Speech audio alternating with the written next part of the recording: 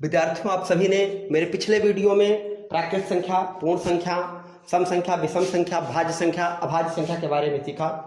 भाज्य और अभाज्य की जब हम बात कर रहे थे उसमें हमने बताया कि जिन संख्याओं के अपवर्तक केवल 2 होते हैं उन्हें अभाज्य संख्या कहते हैं, जिनके अपवर्तक 2 से ज़्यादा होते हैं उन्हें भाज्य संख्या कहते हैं। तो अपवर्त और अपवर्तक में पहले तो हम अंतर बताते हैं विभाज्यता नियम के पहले।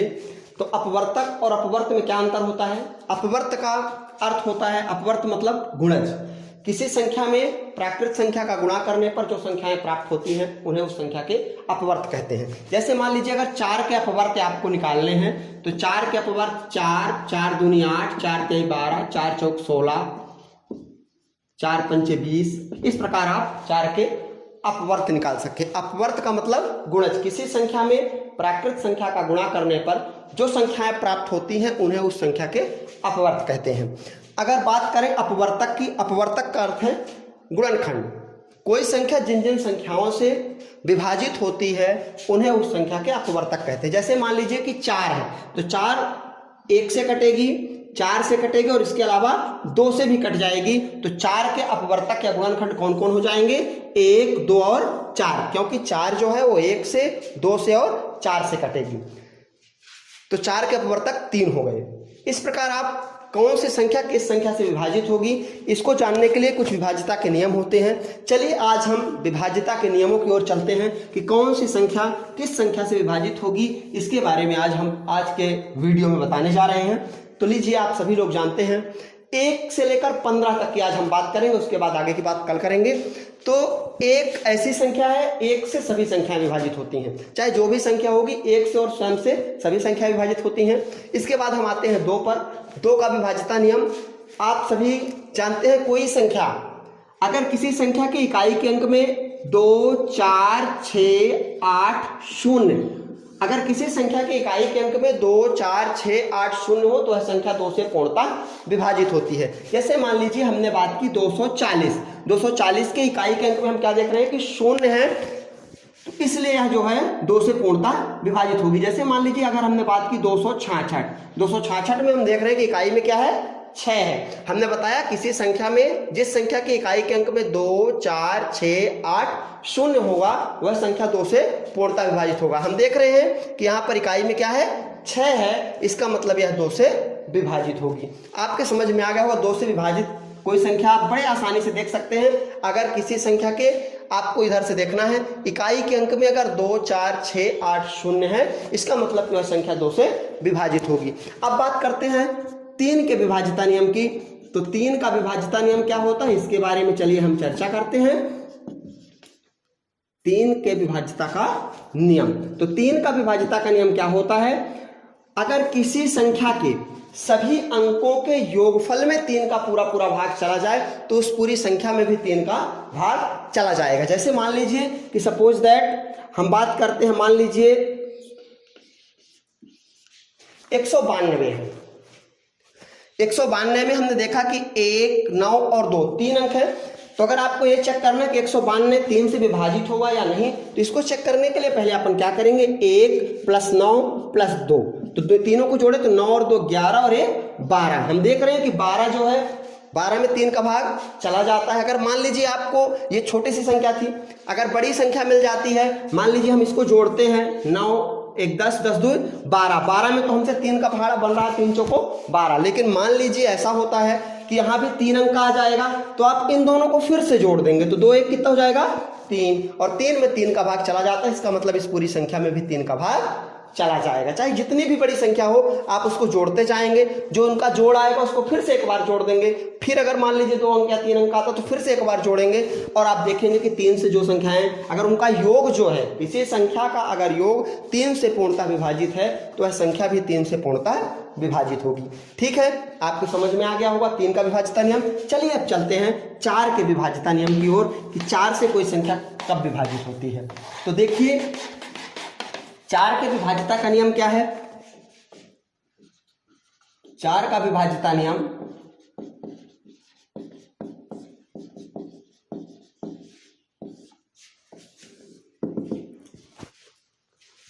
यदि किसी संख्या के इकाई और दहाई से मिलकर बनी संख्या में 4 का पूरा पूरा भाग चला जाए या इकाई और दहाई दोनों अंकों में शून्य हो तो यह संख्या 4 से पूर्णतः विभाजित होगी। जैसे मान लीजिए ये कोई संख्या है, लेकिन हमने लास्ट में देखिए कि जो इकाई और दहाई है उनसे मिलकर संख्या कौन सी बन रही है, 44। कौन सी बन रही है, 44। और 44 में 4 का भाग चला जाएगा। 44 में जब आप 4 का भाग देंगे तो 11 आएगा। 4 का भाग 44 में चला जाता है, इसका मतलब इस पूरी संख्या में भी 4 का भाग चला जाएगा। चाहे कितनी भी बड़ी संख्या हो, आप और बड़ी से बड़ी संख्या लेके देख लें। जैसे मान लीजिए कि हमने ये पूरी संख्या ले ली और इसमें लास्ट में संख्या क्या बन रही है, इकाई दहाई से 56, और 56 में हम देख रहे हैं कि 4 का भाग चला जाएगा। कितना आएगा, 4 एक कम 4, एक बचा तो 16 हो गया, 4 चौक 16, 14 चौको 56। तो लास्ट में जो संख्या बन रही है वो 56 बन रही है, और 56 में 4 का भाग जाता है, इसका मतलब इस पूरी संख्या में भी 4 का भाग चला जाएगा। अब बात करते हैं 5 के विभाज्यता नियम की। तो 5 का विभाज्यता नियम क्या होता है, 5 का विभाज्यता नियम होता है अगर किसी संख्या के इकाई के अंक में या तो 5 हो या 0 हो। यदि किसी संख्या के इकाई के अंक में या 5 हो या 0 हो तो यह संख्या 5 से पूर्णतः विभाजित होती है। जैसे मान लीजिए कि अपन कोई संख्या लिख ली, जैसे 310, हम देख रहे हैं कि इसकी इकाई में क्या है, 0 है। इसकी इकाई में 0 है, इसका मतलब कि ये 5 से विभाजित होगी। जैसे मान लीजिए कोई संख्या ले लिया हमने 455, आप देख रहे हैं इकाई में क्या है, 5 है, इसका मतलब यह भी 5 से पूर्णतः विभाजित होगी। अब आपने 5 तक का विभाज्यता नियम सीख लिया। अब चलिए आगे बढ़ते हैं, हम देखते हैं 6 का विभाज्यता नियम। तो 6 का विभाज्यता नियम क्या होता है, आप सभी लोग ध्यान से देखें।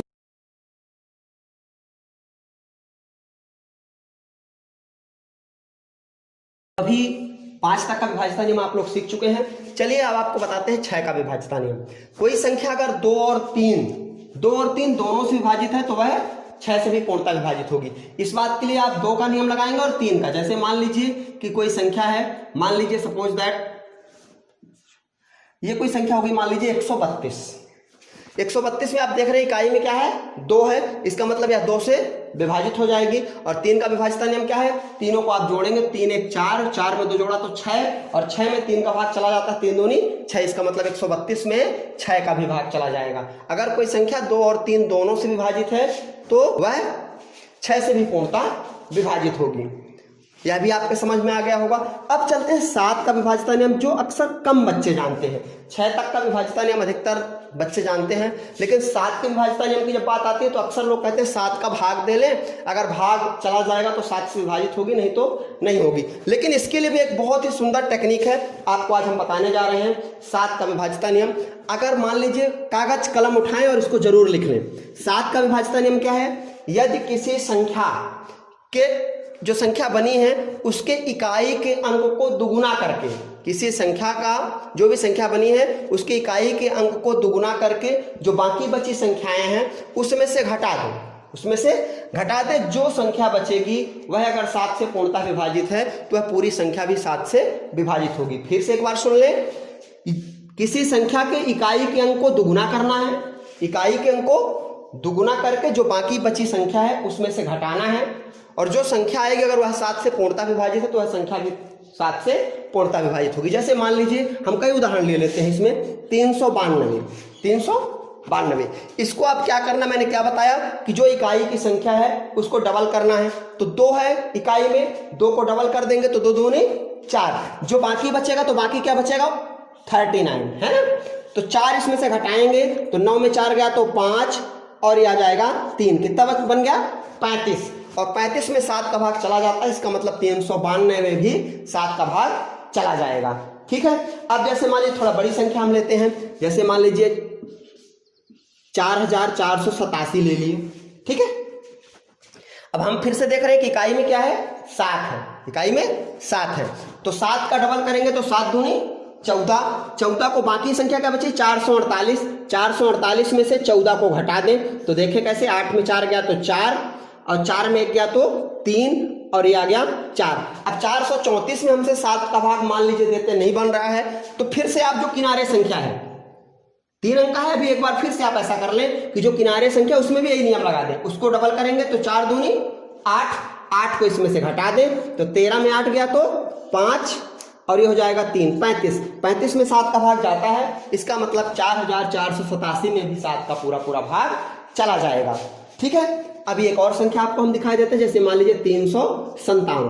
357 किनारे में क्या है, 7 है। 7 को आप डबल करेंगे तो 7 दूनी 14, 14 इसमें से घटा दीजिए। 7 को हटाए तो कितना बचा, 35। 7 का डबल कर दिया 14, 14 घटा दिया 35 से, 5 में 4 गया तो 1 और 3 में 1 गया तो 2, 21। और 21 में हम देख रहे हैं 7 का भाग चला जाता है, इसका मतलब इस पूरी संख्या में भी 357 में भी 7 का भाग जाएगा। मेरे हिसाब से 7 का विभाज्यता नियम आपके समझ में आ गया होगा। चलिए अब 8 की ओर चलते हैं। 8 का विभाज्यता नियम क्या है?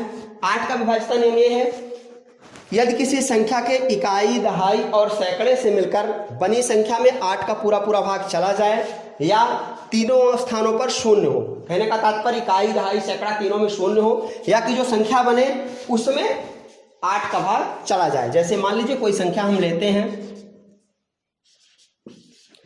अब ये है 36,448। अब आप ये देख रहे हैं इसमें से जो इकाई, दहाई और सैकड़े संख्या बनेगी वो क्या बनेगी, 448। क्या बनेगी, 448। और 448 में 8 का भाग चला जाता है। अगर 8 का भाग दें तो 8 से 8 पंचे 40, 4 बचा 48, तो 8 छंग 48, 56 बार जाएगा, है ना। चूंकि 448 8 से पूर्णतः विभाजित है, इसका मतलब कि यह है 36,448 भी 8 से पूर्णतः विभाजित होगा। और कोई संख्या जैसे मान लीजिए 2500, 25,000 है, आप देख रहे हैं कि इकाई, दहाई, सैकड़ा तीनों में शून्य है, इसका मतलब ये 8 से पूर्णतः विभाजित हो जाएगी। ठीक, फिर इसके बाद हम चलते हैं आगे 9 के विभाज्यता नियम की ओर। 9 का विभाज्यता नियम जो है, जिस प्रकार आपने 3 का विभाज्यता नियम पढ़ा उसी तरह 9 का विभाज्यता नियम भी है। यदि किसी संख्या के सभी अंकों के योगफल में 9 का पूरा पूरा भाग चला जाएगा तो उस संख्या में भी 9 का पूरा पूरा भाग चला जाएगा। जैसे मान लीजिए 369, इसको हमने तीनों को अगर जोड़ लिया तो 6 3 9 9 9 18, 18 में 9 का भाग चला जाता है, 9 दूनी 18, इसका मतलब इस पूरी संख्या में भी 9 का भाग चला जाएगा। और कोई उदाहरण ले लिए, मान लीजिए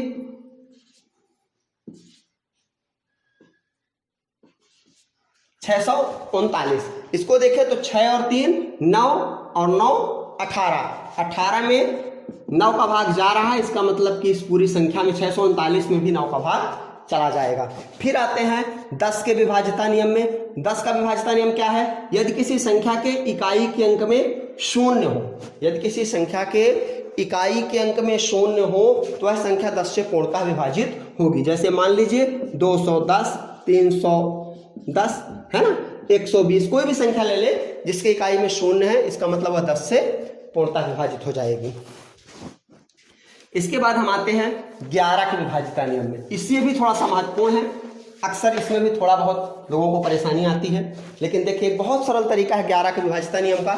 तो 11 का विभाज्यता नियम क्या होता है, चलिए देख लेते हैं।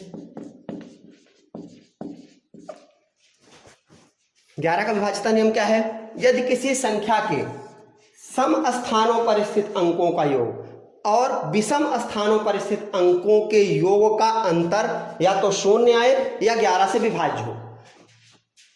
क्या, फिर से एक बार सुने, यदि किसी संख्या के सम स्थानों पर स्थित अंकों का योग और विषम स्थानों पर स्थित अंकों के योग का अंतर या तो शून्य आए या 11 से विभाज्य हो तो वह संख्या 11 से पूर्णतः विभाज्य होती है। जैसे मान लीजिए ये कोई संख्या हमने ले ली, ठीक। अब सम विषम के लिए आप लोग टेंशन न लीजिए, कुल मिला के इस प्रकार का जोड़ लें, एक छोड़ के, तो ये मान लीजिए 5 3 8 1 9, अब ये 4 और 2 6, 9 में 6 गया तो 3, इसका मतलब यह संख्या जो है वो 11 से विभाज्य नहीं होगी, ठीक। लेकिन जैसे मान लीजिए आप ले लिए 121, तो 1 और 1 जोड़ेंगे तो 2, और 2 में 2 चला गया तो कितना गया, 0, इसका मतलब यह जो संख्या है वह 11 से विभाज्य होगी, ठीक। जैसे मान लीजिए ये हमने ले ली 1331, इसमें भी देखेंगे कि ये एक छोड़ के इधर, एक छोड़ के इधर जोड़ लिया, 3 और 1 4, और ये 3 और 1 4, 4 में 4 गया तो 0। यदि किसी संख्या के सम स्थानों पर स्थित अंकों का योग और विषम स्थानों पर स्थित अंकों के योग का अंतर या तो शून्य हो या 11 से विभाज्य हो तो वह संख्या 11 से पूर्णतः विभाज्य होती है। फिर 12 का विभाज्यता नियम क्या है?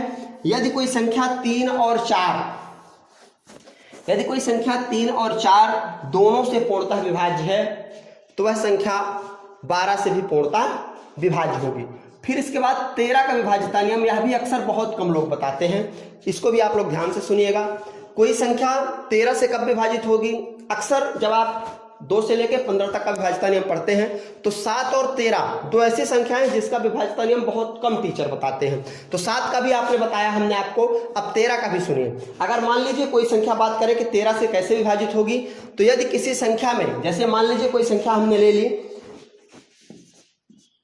तो किसी संख्या के जो इकाई का अंक है उसको 4 गुना करेंगे, किसी संख्या के इकाई के अंक का 4 गुना बाकी बची संख्या में जोड़ने पर अगर वह संख्या 13 से पूर्णतः विभाज्य होती है तो वह संख्या भी 13 से पूर्णतः विभाज्य होगी। जैसे मान लीजिए हमने संख्या ले ली 1924,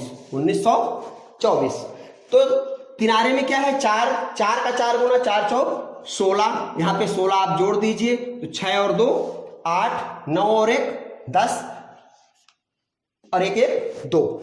अभी भी अगर मान लीजिए आपको समझ में नहीं आ रहा है तो लास्ट वाली संख्या को फिर से आप डबल कर दीजिए, 4 गुना कर दीजिए, तो 8 चौको 32, तो ये 2 3 2 5, कितना बन गया 52। और 52 में 13 का भाग चला जाता है, 13 चौको 52, इसका मतलब ये 1924 में भी 13 का पूरा पूरा भाग चला जाएगा। ठीक है, अब ऐसी कोई संख्या और ले लिया, मान लीजिए 182, किनारे में क्या है 2, इसका 4 गुना क्या करेंगे, 2 का 4 गुना 2 चौको 8, बाकी जो बची संख्या उसमें जोड़ दीजिए तो 18 और 8 26, और 26 में 13 का भाग चला जाता है, इसका मतलब इस पूरी संख्या में भी 13 का भाग जाएगा, 13 दूनी 26। ऐसे एक और संख्या हमने मान लीजिए ले ली 1365, इसमें आप देख रहे हैं इकाई में क्या है 5, 5 का 4 गुना करेंगे तो 5 चौको 20, 20 बाकी जो बची संख्या 136 है, 136 में 20 को जोड़ दिया तो 6 3 2 5 और 1 156। अभी भी मान लीजिए 13 का भाग दे देंगे, अगर मान लीजिए आपको नहीं देना तो कोई बात नहीं, किनारे जो संख्या उसको फिर से 4 गुना करें, 6 चौको 24, और फिर से बाकी जो बचा है उसमें जोड़े तो 5 4 9 2 और 1 3 39 में 13 का भाग जा रहा है, इसका मतलब कि 1365 में भी 13 का भाग चला जाएगा। बिल्कुल मेरे हिसाब से अब आपको कोई कठिनाई नहीं होगी, 13 का विभाज्यता नियम आप समझ चुके हैं। अगर दिक्कत हो तो एक बार फिर से आपको समझाते हैं। किसी संख्या के इकाई का जो स्थान है, अंक है, उसको 4 गुना करना है, बगल वाली संख्या में जोड़ देना है, जो संख्या बचेगी उसमें 13 का भाग जाना चाहिए। अगर मान लीजिए 3 अंक की संख्या है, भाग नहीं जा पा रहा है, तो आप फिर से उसको 4 गुना कर दें, जैसे आपने 1365 देखा। ये 1365 में इकाई में क्या है 5 है, 5 का 4 गुना हम करेंगे तो 5 चौको 20, 20 को बाकी बचा के 136, 136 में 20 को जोड़ दिया तो 6 3 2 5 और 156 आ गया। 156 में 13 का भाग दे लेंगे, एक तरीका ये था। अगर मान लीजिए आपको नहीं देना तो जो किनारी संख्या 6 है इसको फिर से 4 गुना कर दिया तो 6 चौको 24, 5 में 4 जोड़ा तो 5 4 9 और 2 1 3, तो आ गया कितना 39 में 13 का भाग जाता है, इसका मतलब इस पूरी संख्या में भी 13 का भाग जाएगा। अब चलते हैं 14 का विभाज्यता नियम। यह भी बहुत सरल है। अगर कोई संख्या 2 और 7 दोनों से विभाजित है तो वह 14 से भी विभाजित होगी। फिर बात करें अगर 15 के विभाज्यता नियम की, तो 15 का विभाज्यता नियम यह है कि अगर कोई संख्या 3 और 5 दोनों से विभाजित है तो वह 15 से भी पूर्णतः विभाजित होगी। तो आप सभी को पूरा विभाज्यता के नियम समझ में आ गया होगा। अब जब कभी भाग देने की बात आएगी तो आप लोग किसी संख्या को देख के ये समझ सकते हैं कि यह संख्या किससे विभाजित होगी, कौन सी संख्या 2 से विभाजित होगी, कौन सी 3 से, कौन सी 5 से, 7 से, 9 से, 11 से, 13 से, है ना। लेकिन इस बात का जरूर ध्यान देंगे कि कोई भी संख्या अगर सबसे पहले हमको छोटी संख्या से विभाजित करना है, अगर कोई संख्या 2 से विभाजित हो रही है तो आप पहले 2 से काटेंगे, फिर जरूरत पड़ने पर 3 5 7, इस प्रकार आप आगे बढ़ते हुए उसे विभाजित करने का प्रयास करेंगे। ठीक है, आगे की जानकारी देने के लिए सब लोगों हमारे वीडियो को लाइक करें, शेयर करें और सब्सक्राइब करें। इस तरह के वीडियो आप सभी को हमारे चैनल पर प्राप्त होते रहेंगे। धन्यवाद।